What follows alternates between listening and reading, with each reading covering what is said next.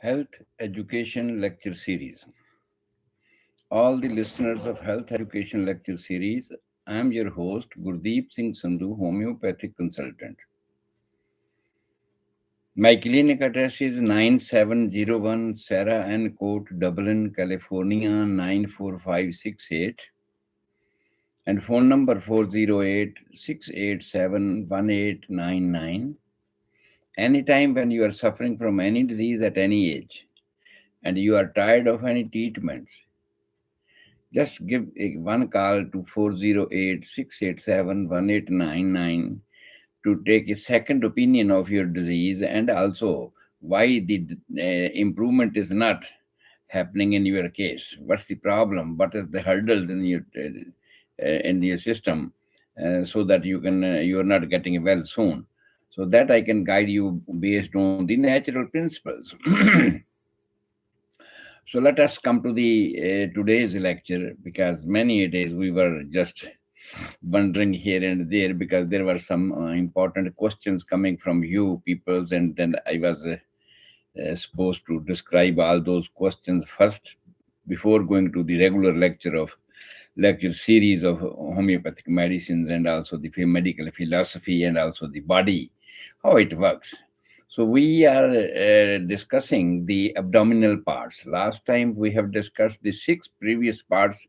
The first one was the right hypochondria, then was the left hypochondria, and in between these two there was epigastric area, and the organs situated in all these areas we have already described. And after that, I have described that right lumbar area and left lumbar area. The lumbar area we recognize by the dimensions of this vertebral column, that we consider the vertebral column is a stem, is a pillar. So from that very point, we start this one, that the area on the right side of the lumbar area is known as lumbar area, and also known as the renal area, left renal area, because the most important organ in this area lies the kidney, renal.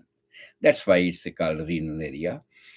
And the same way on the left side, though there are different other organs we have already discussed, and just like the large intestines, because it has different portions. Ascending portion, flexors, hepatic flexors, transverse colon, and then a splenic flexor, and then it was descending downward. So between the right and left lumbar area, there is a difference, that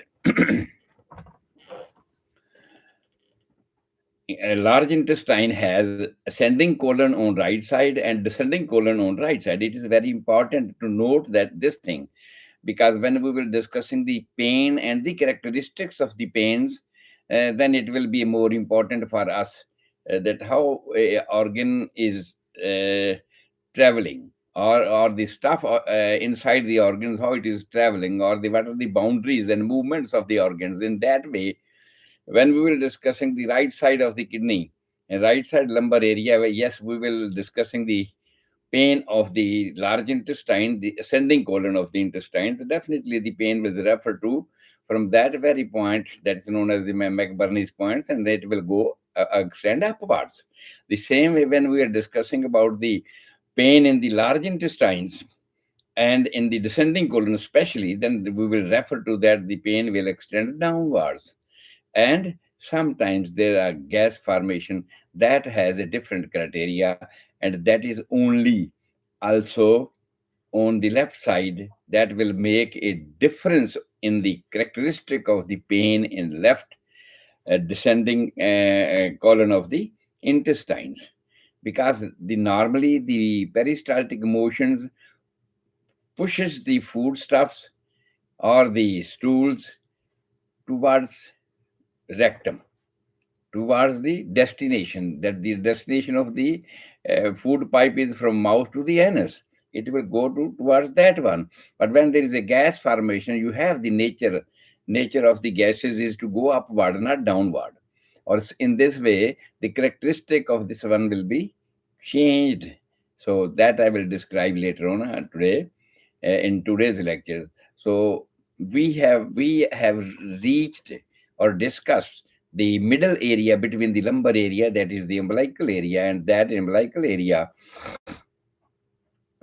is covered by, and or you can say the lodging of the small intestine coils are in the umbilical area, and also the omentum, just I described yesterday.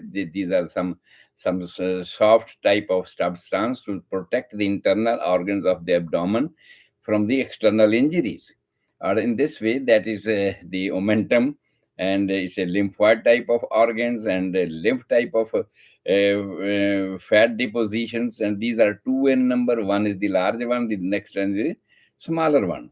A greater sac, this one, that these two covers the epigastric area as well as the umbilical area as well, omentum. So greater sac of omentum and the lesser sac of omentum, they are two soft tissue. Basically, the lymphoid organs are there to protect the internal organs from the external injuries. So that we have already counted in our last yesterday's lectures, and that was in Hindi. And today, and even in English, that has already been described, because I am giving these lectures in three languages: Hindi, Punjabi, and Angrezi. And just like we are describing everything today in Angrezi, in English media, so that all persons who cannot understand clearly in Hindi or Punjabi, they can understand in English. So what I want to say, what I want to convey you, as per the studies in the anatomy and physiology of this body. So now come to the point that we have given uh, information that there is a transtubercle plan. That transtubercle plan runs from right tuberosity of the iliac crest, goes to the left iliac crest. But this is an imaginary line. Don't think that there is a specific type of border type of things. No, it's not. It is just an imaginary things, imaginary lines we draw just to find out what organ, where it is, so that when any organ becomes sick, we can recognize that this may be pain in the particular that type of area, that organ is affected with that one. So in this way, so the portion underneath that transtubercle plan, underneath the transtubercle plan, there is a still portion of the abdomen in between the thighs. It extends downwards, and the bottom is the coccyx. That's the end portion of the vertebral column. Up to that area, we can consider it. It is the area of the abdomen, and the back boundary is the coccyx bone, which is made up of the four different vertebrae, and they fuse with each other and form one vertebra that is known as tailbone. So the tailbone has its own important, we will discuss later on. But now I'm discussing that this area under this transtubercle plan has already been divided into three portions, just like the upper portion of the abdomen was divided into three portions by the two mid-clavicular plans, mid-clavicular lines, which were coming from upward to downward from the mid area of the clavicle and going vertically downwards. So in this way, this area is also divided into three portions: the right inguinal area and left inguinal area. These two are having different type of organs, just like mostly we have discussed about the lumbar area. The same thing: kidneys on right side, kidneys on left side. Same thing, there is a suprarenal gland on right side, suprarenal gland on the left side. Coils of the large intestines, the ascending colon or descending, whatever it is, but it is the large intestine. But here is a difference of many of the organs situated in this area. In the right side, there is a, first of all, you can say inguinal canal. Inguinal canal, I have described many a times that when a child was in the mother's womb, At that time, at the 8th month of pregnancy, the testis of the male child, first of all, remains inside the abdomen of the child, and after that, after about 8 months of pregnancy, they comes out of that one and passes through the inguinal canal up to its testis, scrotum. So in this way, that has already been described, and that portion, that canal through which the testis has gone outside into the scrotum, that area lies in the right inguinal area. That's why its name is given by right inguinal area. So this right inguinal area is having this important structure, and after that, it has the end of fallopian tubes, and also the you can say the ovary. Okay, most of the part of the ovary is lying in this area, and after that, when we are extending to that one, there are some other blood vessels, structures, all those things are we are just leaving it aside because we are just discussing the organs. So organs as a whole, this is the inguinal canal. That's a more important. Clinically, inguinal canal has more importance. Where diseases and complaints are concerned with of this area, this is more important.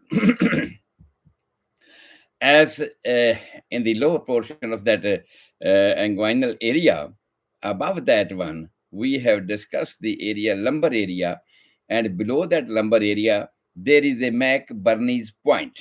But that McBurney's point comes in the renal area, not in the inguinal area. Whereas,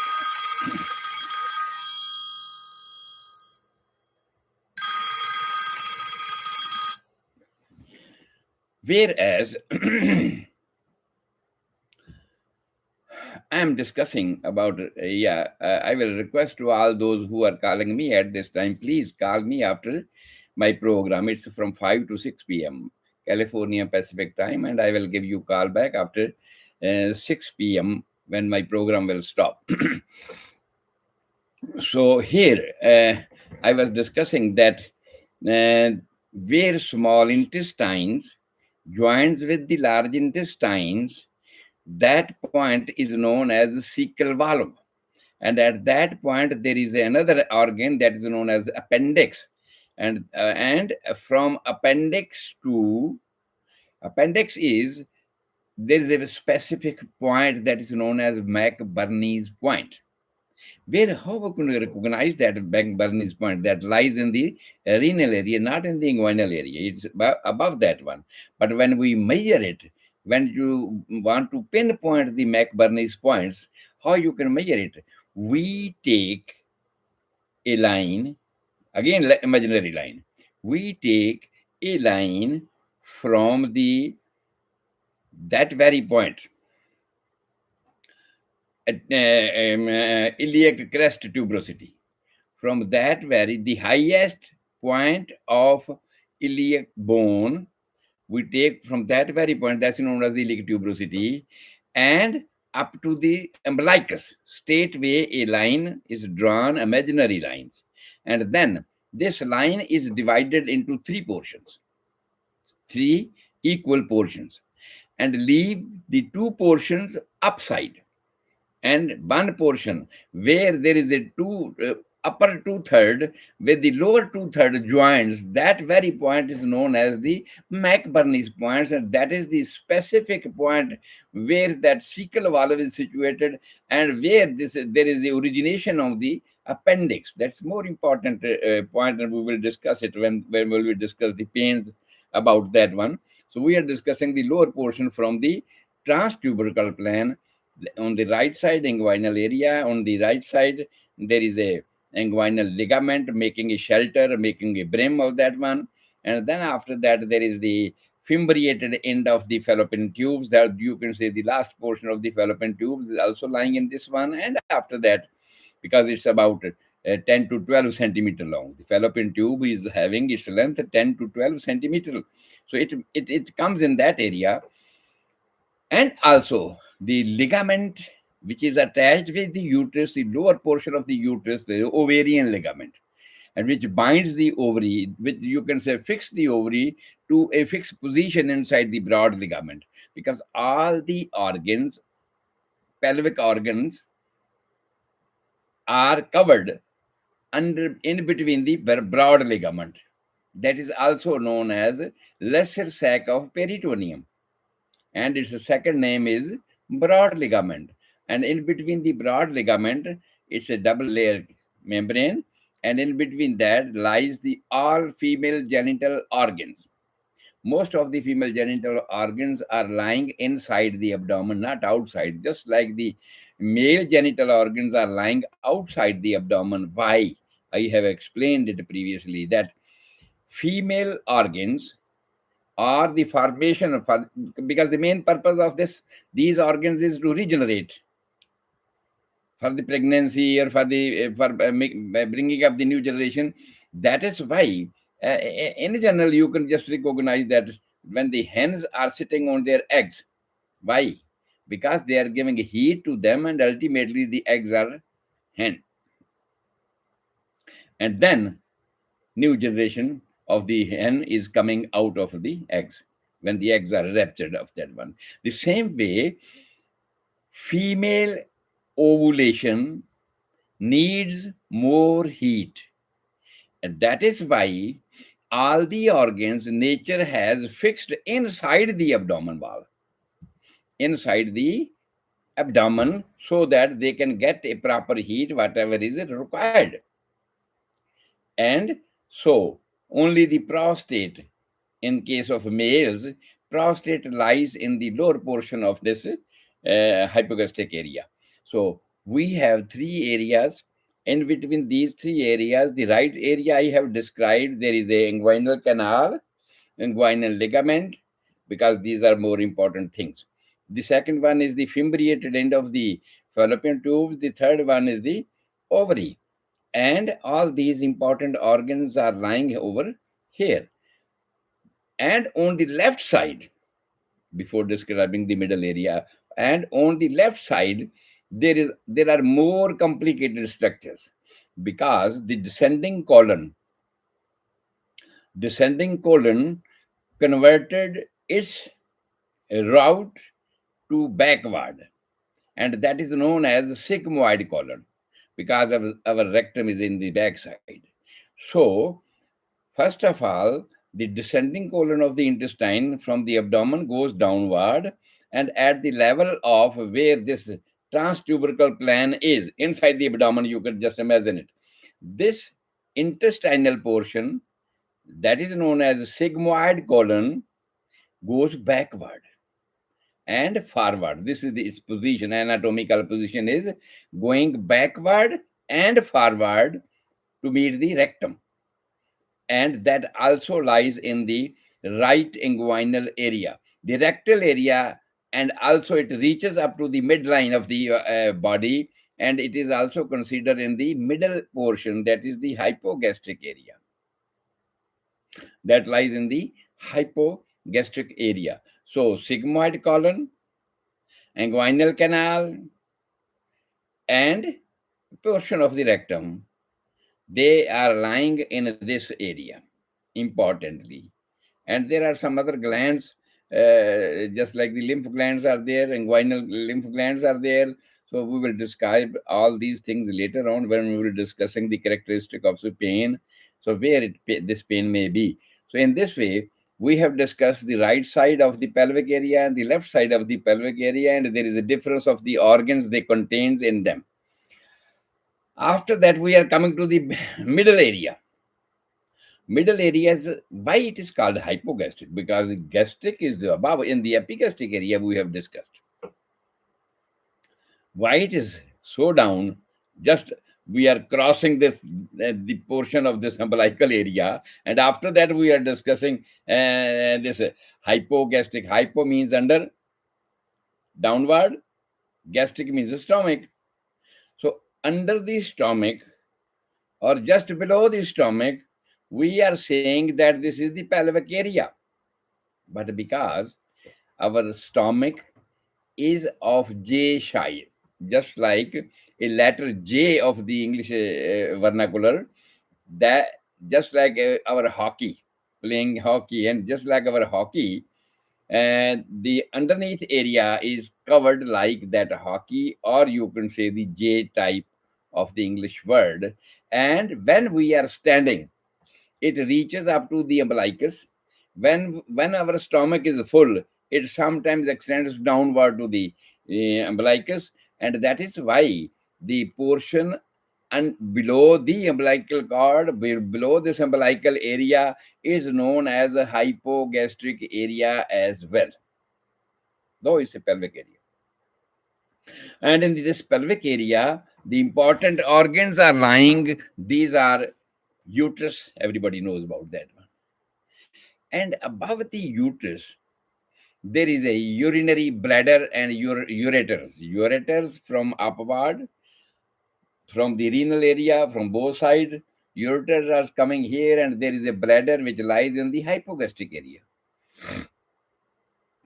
And after that, there is a uterus underneath, and the joining of the fallopian tubes with the uterus is also lying in the hypogastric area on both sides, right side and left side.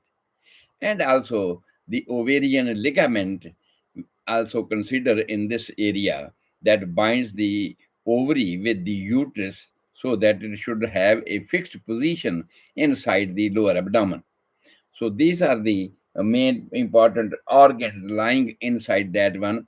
And also we can consider that the urethra in females.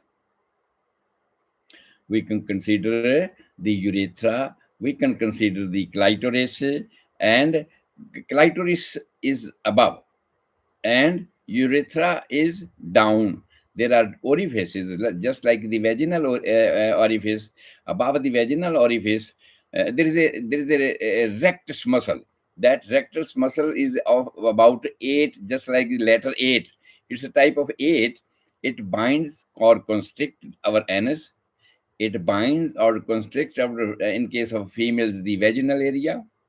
It binds the urethral area as well. And then above the urethral area, there is a clitoris. Clitoris is outside from the abdominal wall, even in the females, but most portion of this clitoris lies inside the abdomen. So in this way, this is lying in the hypogastric area, urinary bladder, and also ureter. The lower portion of the ureter is also in this area when they join with the urinary bladders. And after that, there is a uterus. After that, there is a fallopian tubes and body of the shaft of the this uterus, and also the cervix of the uterus. These all things are lying in this hypogastric area in this but I told you, in this area, in case of a male, the prostate is lying inside. This is the only portion. This is the only portion of the female genital organ which is lying in this hypogastric area in the abdomen.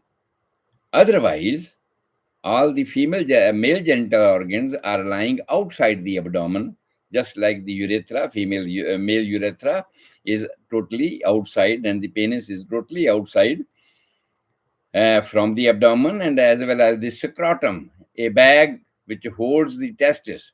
They are also lying, hanging down underneath the abdomen from this hypogastric area, because the testis has to produce the spermatozoas, and the production of spermatozoa does not need that much heat as the ovum is required.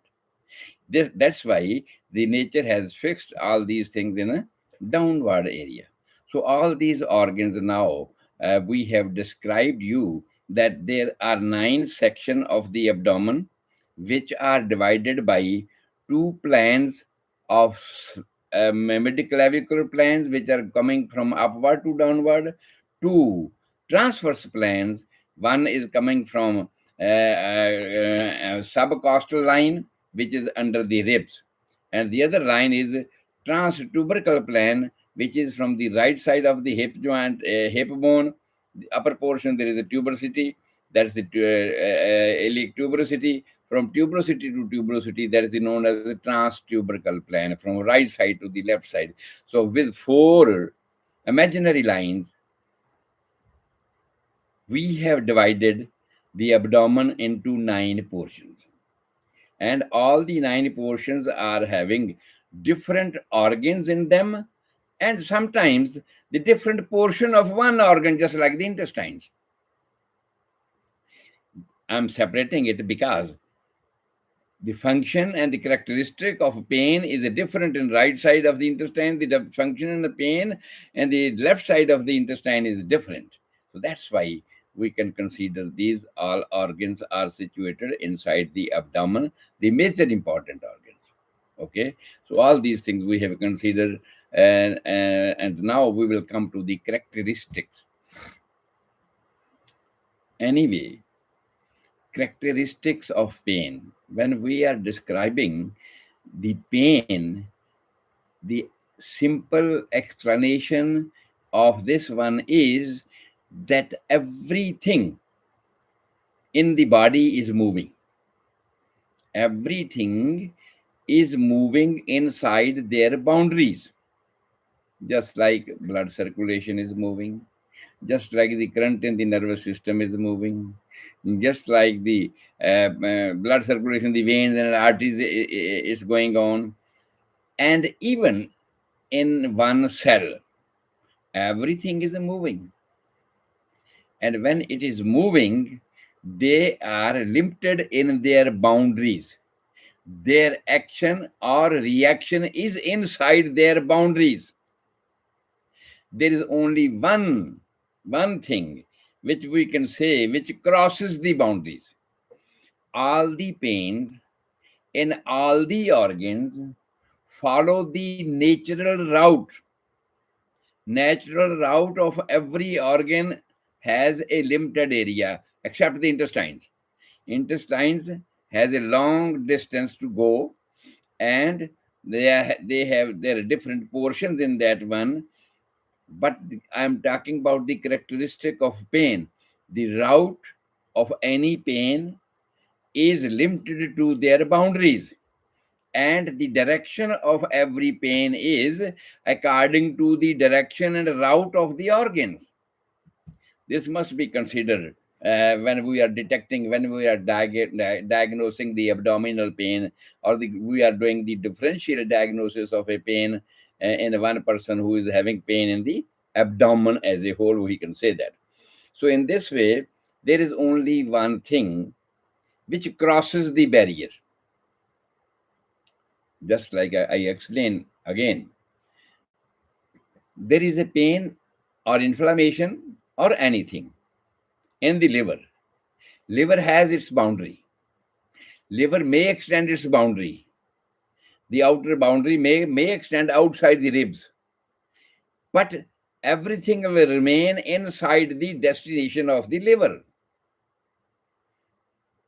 That is why the characteristic is easy to identify where the actually pain is, what specific organ is affected, and we can recognize with that one. But I'm saying there is a one thing which crosses the barriers, and that is the cancer.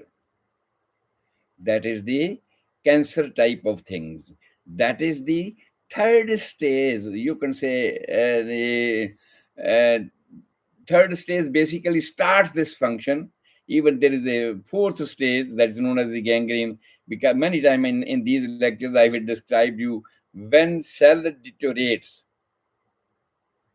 When cell deteriorates, it is known as inflammation. What is inflammation? There is excess accumulation of the protective forces, means blood, because something has gone wrong, something has obstructed to flow, because everything in the universe, everything in our body, everything in every cell, everything in every organ is moving. And when something happens and any movement is restricted, is blocked, that causes a type of pain. That causes a type of pain. And to recover that pain, nature has its process to send more forces. Just like if there be any problem in any area of the country, and the center send the forces. Even in the state, the same thing happens. We send the police, we send the forces to make that calm and quiet whatever the disciplinary action they want to take, they can take over there, so that there should be calm and normalcy is maintained. Whereas when there is the obstruction of anything inside the cell, that widens its area in the cell, but cell is advised to live in its limits. When they do not live in their limits, it causes pain. Suppose if you cross the boundaries of your home and you enter into the other boundaries of these neighbors' homes, they will object it. The same thing happened. That causes the pain. This is the origin of the pain. And I'm saying that every organ has obstruction, every organ has pain, and that pain is limited to in its boundary.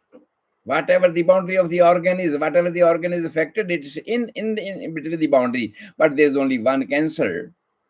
Or you can say, in other words, you can say the destruction of the cells in a wide area that may cause interruption of this principle, that pain is lying inside one localized area.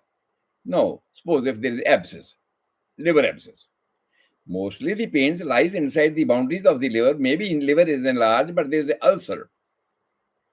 There are boundaries. They may cross those boundaries.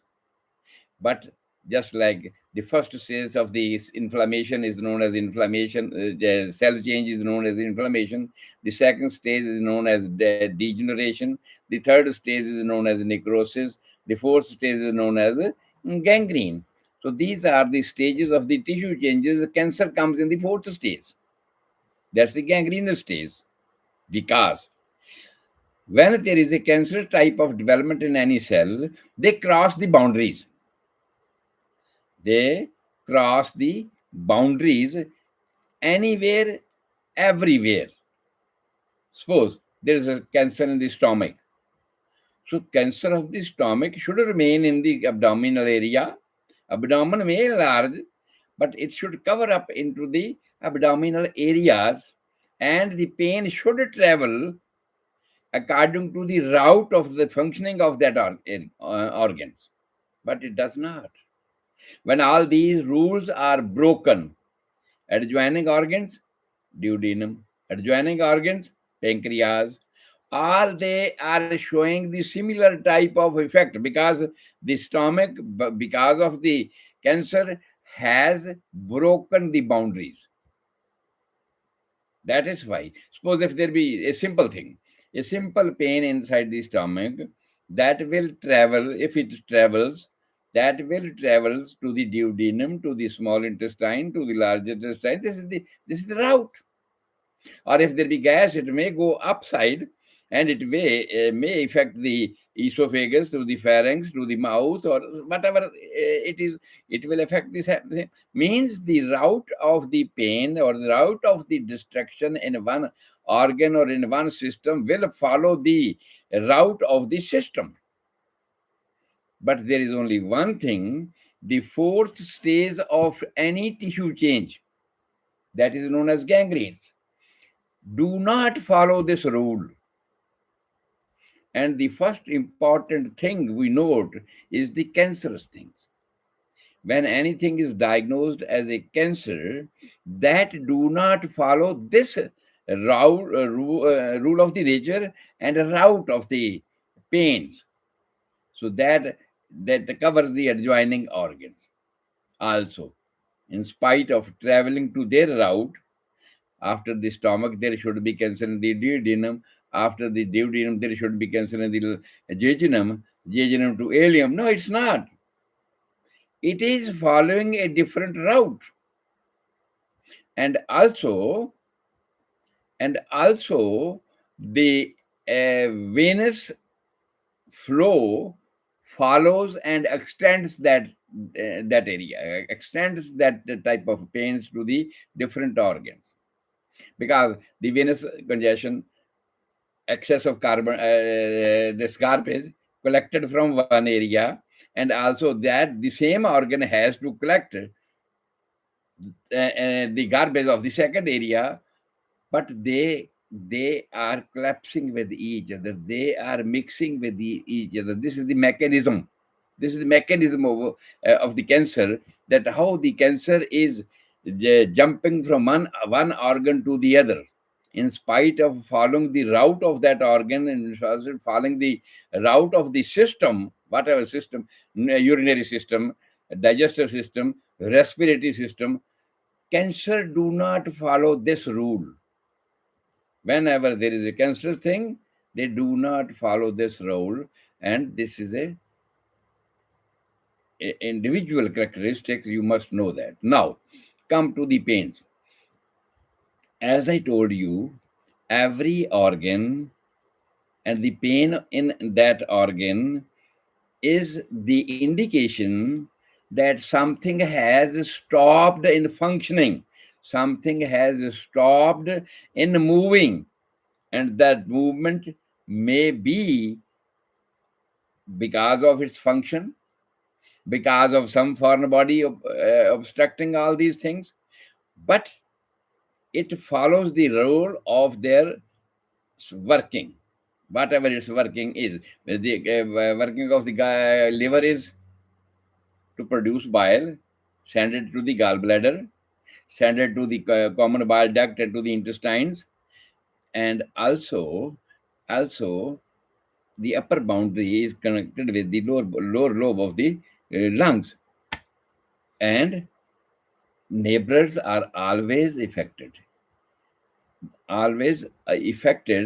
with the excessive enlargement of any organ. When the pain increases, sometimes you will say a patient is coming with pain and he is unable to recognize where it is. He will touch the whole abdomen, just like the peritoneal inflammation of the peritoneum. It covers the whole abdomen. But I'm talking about the simple condition and localized condition. Even then, the pain, a person is unable to recognize that where it is.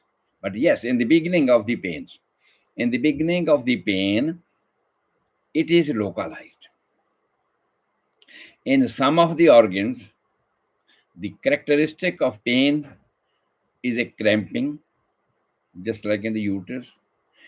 Pain is shooting, which follows the direction of the blood vessels, or which follows the direction of the route of the organ, just like migraine.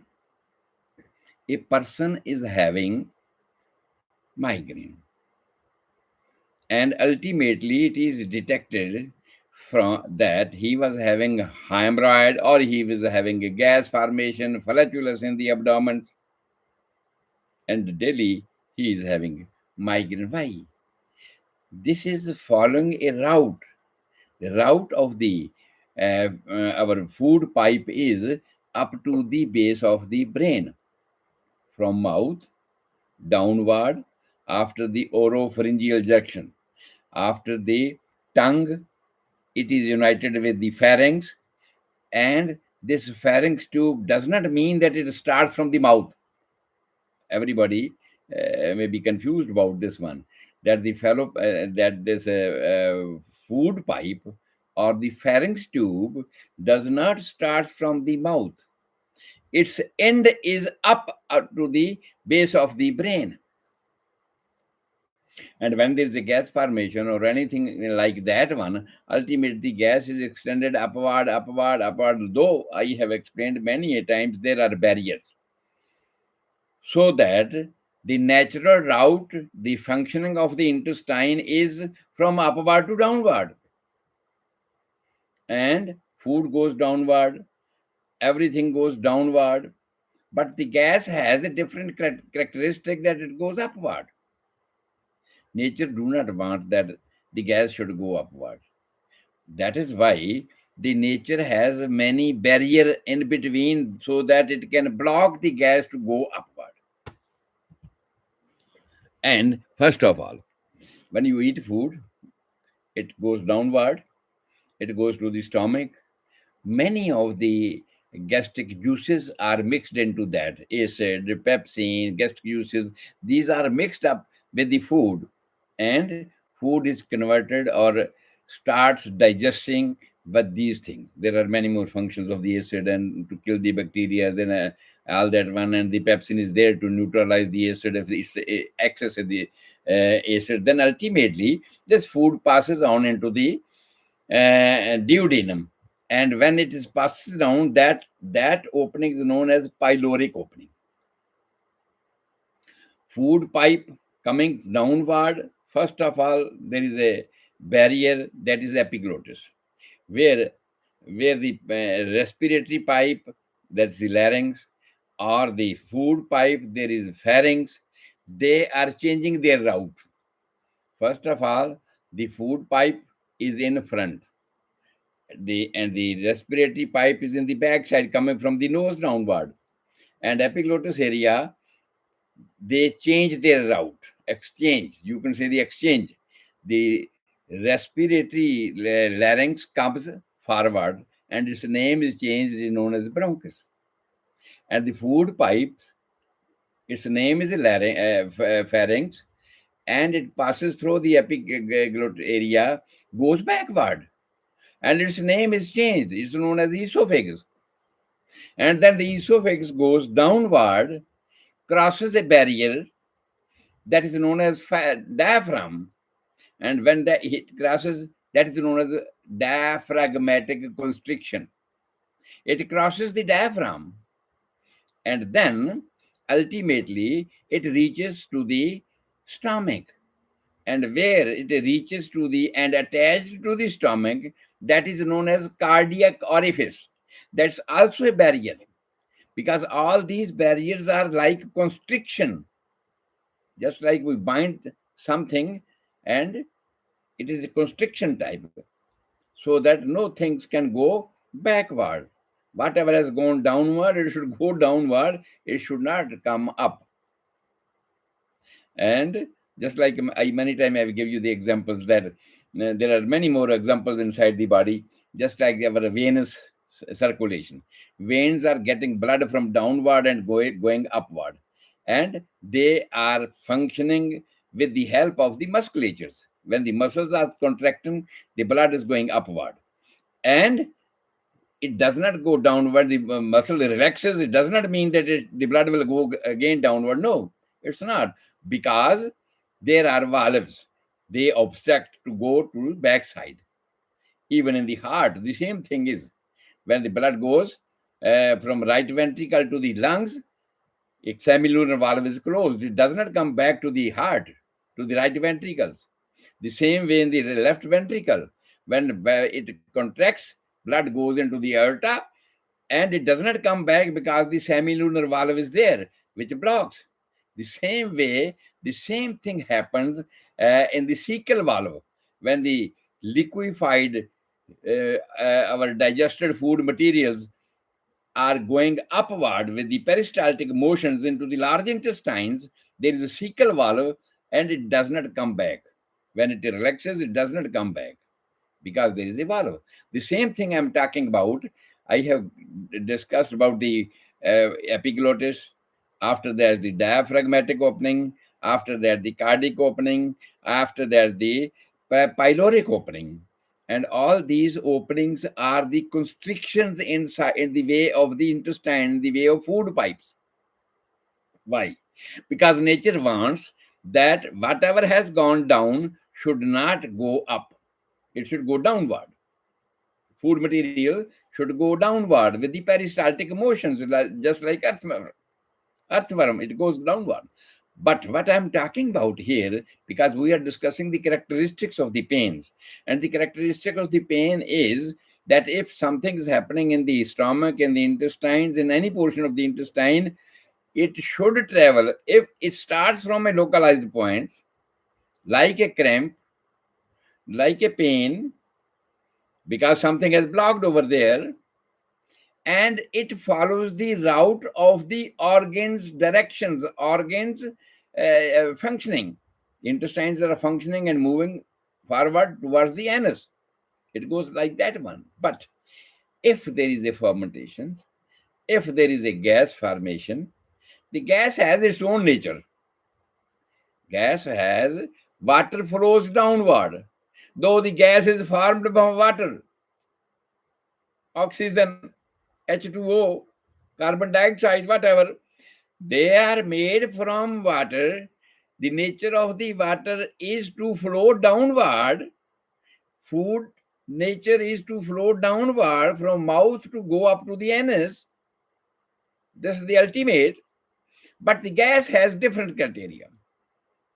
Gas has become from the same. You have drink water. You drink water. You take solid foods.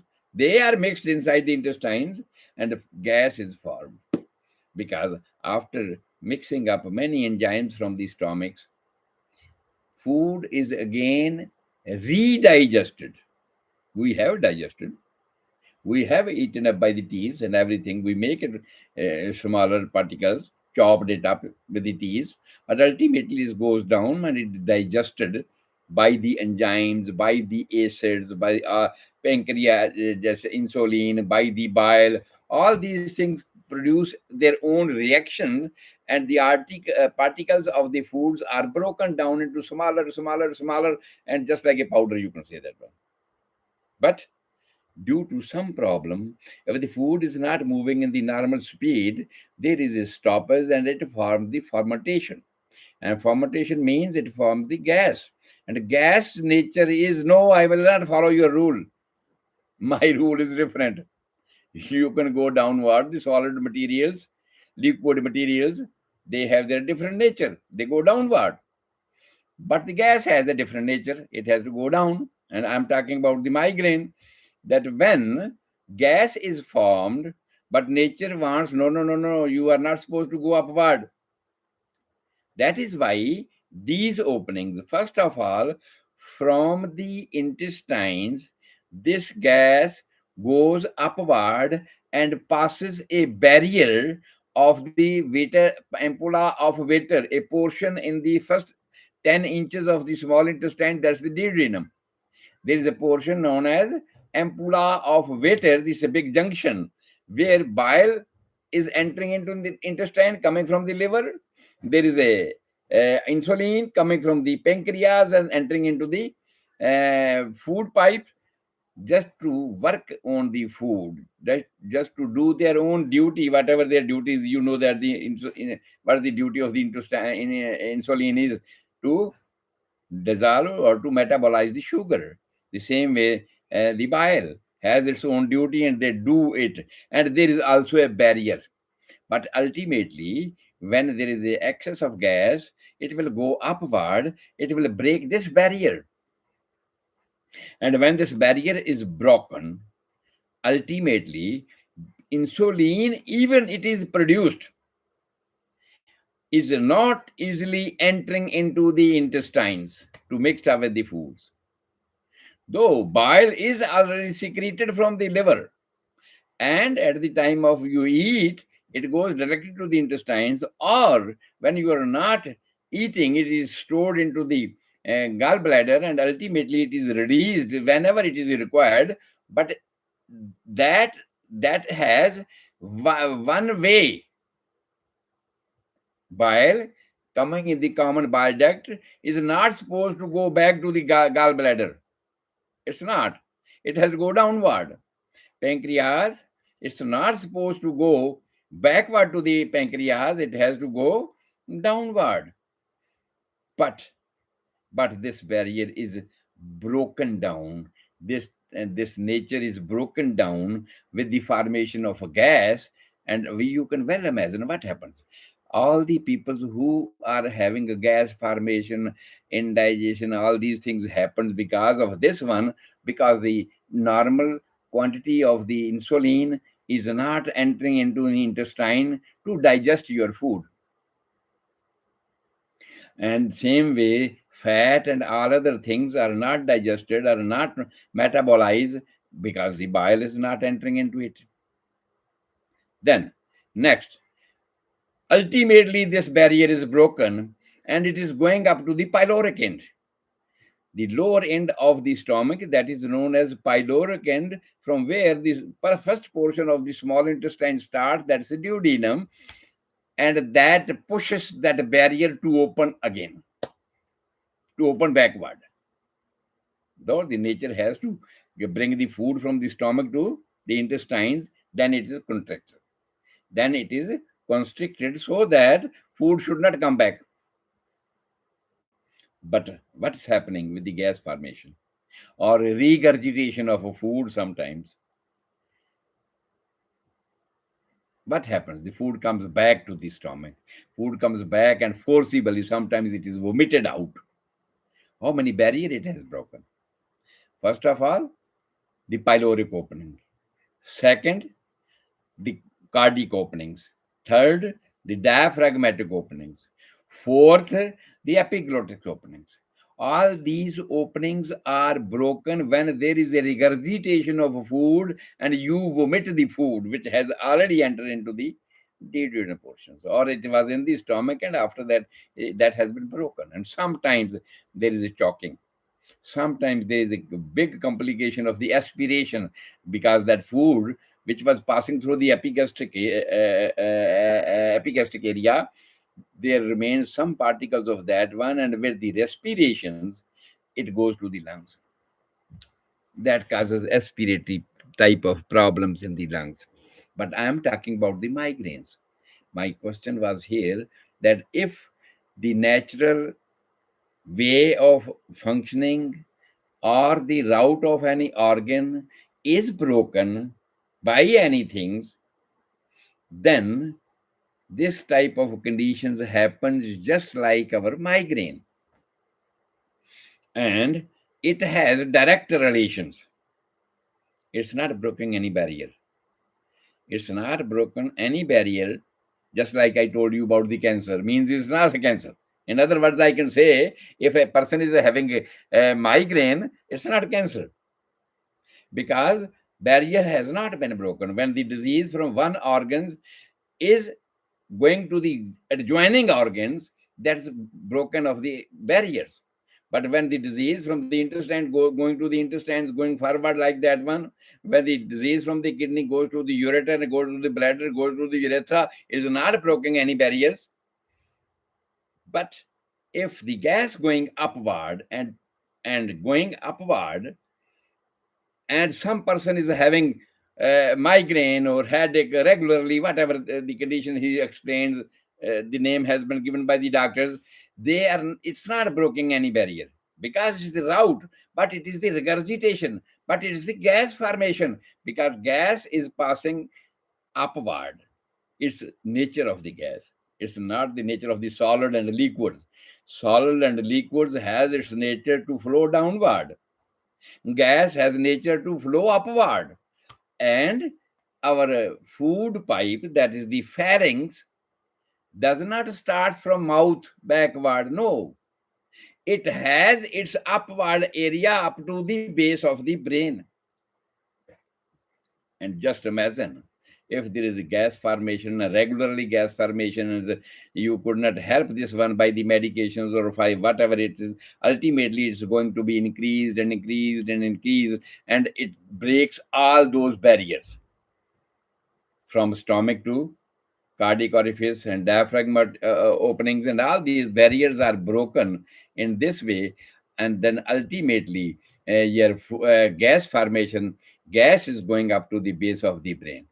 In this way, then you will feel pain, tense, throbbing, all these things, because all the organs are moving and they are stopping, they are hitting that gas. Yeah, you are not supposed to come here, but it is coming over here from upward, it's nature.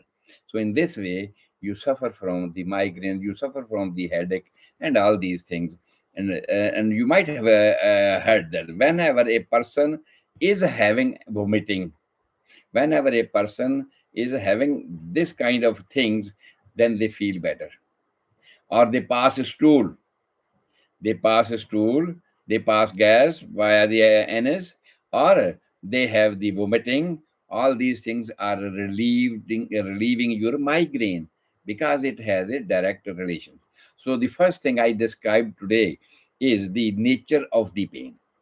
Localized, it starts from the localized, and it has throbbing nature, it has cramping nature, it has a bubbling type of nature. Different organs has different type. I will describe you what organ is having a bubbling type of nature, what type of organs are having cramping type of nature, just like in the uterus I told you. So these organs, according to the functioning of the organs, they are having different type nature of their pains if they are affected. And the reasons behind the pain I have already told you. When something is blocked inside, anywhere in the organs, anywhere in the cells of the organs, ultimately they are disturbing the adjoining cells. That causes the pain. That cause everywhere pain in the heart, pain in the brain, head, pain in the legs, everywhere. It is an indication that something has blocked over there. And sometimes we massage, there is a pain, and we get some massage, and ultimately you feel better. Why? Because you have moved those muscles, and the muscles has released that blockage, and you feel better. So ultimately, and next day we will discuss the different organs pain, just like I will discuss the pain of the liver. When there is a pain in the liver, basic rule, you know that something has blocked over there. But the route of the pain and the nature of pain, we will discuss it in the next lecture. Pain in the intestines, we will discuss in the next lectures. Pain in the kidneys and its nature, we will discuss in the next lecture. The same way, the spleen, and I will be discussing everything, the functioning of the organs, then pain of the organs, and then migration of that organs, where it goes to, refers to, all these things. I will discuss one by one in these lectures. And tomorrow, and this lecture, if present, I'm not sure that I will be present tomorrow at the time of radio, because it's a 5 to 6 p.m. California Pacific Standard Time. And if I'm not, then you will listen another lecture, previously recorded lectures in the health education lecture series. But if I'm present here, then you will listen the next lecture, or you can say the same explanations in Hindi or in Punjabi language. Uh, Today my time is over. I am your host, Gurdeep Singh Sandhu, homeopathy consultant. My clinic address is 9701 Sarah and Court, Dublin, California, 94568. Phone number 408 687 1899.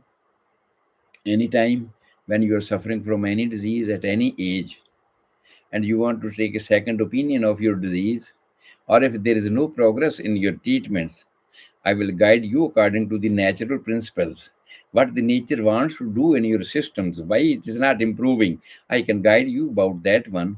And if ever you want to take a homeopathic treatment and scientific approach to your health, you can call me 408 687 1899. God bless you all. And always I request you, if ever you see something that you get some knowledge from these lectures, and they are beneficial in your life, and you can get benefited in future. If you are suffering of any one of nearest or dearest is suffering from the condition, you can understand what's going inside the body and how you can relieve this one. So please tell your relatives, friends, nearest and dearest, so that they can join my Facebook, they can join the Sabarang radio stations, or they can join my YouTube channel, which is just running, I think, more than 20 years. And the Sabarang radio has been started in 2012. Since then, we are serving the community. In the morning time at 6:30, there is a Gurbani program, and Shabd Kirtan, Bhajan Kirtan. And then after that, there is first of all, there is a Japji Sahib every day. Then Saturday and Sunday, there is a Sukhmani Sahib part every day. Sorry, on Saturday and Sunday. And after that, the Rangarang program starts. Your filmi geet, Punjabi filmi geet, Hindi filmi geet, and the best singers geet in Hindi, best singers geet in Punjabi. And in between all these programs, there are skits, entertainment skits are there, so that you should not feel bored in one program. Then you will continue to listen these skits and all those things. And ultimately, every day from 5 to 6 p.m., I appear in front of your to just deliver the next lecture of the health education series. We are just doing this as a series because how this nature has set up our life, how the life was created, how the life was developed, and how the life was working, and what are the obstacles which can cause problem inside the life, and how we can cure all those problems in life. So to learn all these things, please join my Facebook media, YouTube, or Sabarang radio stations, so that you be aware of your body and life. Thank you for all listening. We'll see you tomorrow. God bless you all.